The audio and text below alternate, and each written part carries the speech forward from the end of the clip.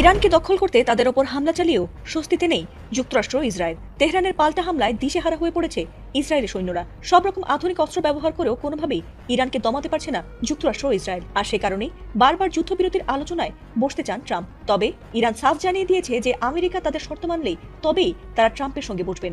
আর তাই ট্রাম্প নেতানিয়াহুকে শিক্ষা দিতে আবারও অপারেশন ট্রু প্রমিসের অভিযানে নেমেছে ইরান। আর সেই অপারেশন 4 এর অংশ হিসেবে আমেরিকা ইসরায়েলে ব্যাপক মিসাইল হামলা চালিয়েছে ইরানের বিপ্লবী গার্ড বাহিনী। আর এই হামলায় আমেরিকার আত্মগোপনে থাকা সৈন্যদের অবস্থাও খারাপ হতে চলেছে। দিন যতই যাচ্ছে মার্কিন সেনাদের হতাহতের সংখ্যা বেড়েই চলেছে।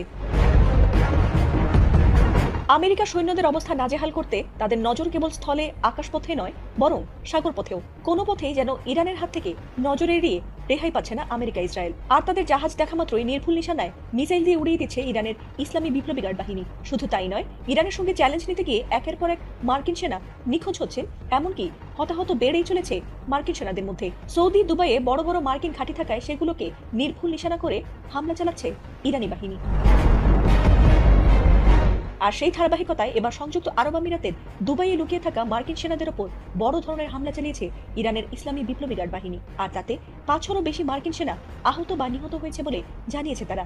এ নিয়ে ইরানের ইসলামী বিপ্লবী গার্ড বাহিনীর আল আম্বিয়া সদর দপ্তরের মুখপাত্র ইব্রাহিম জোলফাগরি তাসনিম নিউজ এজেন্সিকে জানিয়েছেন, দুবাইয়ের ওই গোপন আস্তানাগুলোতে 500-এরও বেশি মার্কিন সেনা অবস্থান করছিলেন। ইরানের শক্তিশালী আক্রমণের ভয়ে তারা মূল ঘাঁটি ছেড়ে সেখানে লুকিয়েছিলেন। ড্রোন ও মিসাইল হামলায় ওই এলাকায় ব্যাপক ক্ষয়ক্ষতি হয়েছে বলে দাবি করছে তেহরান।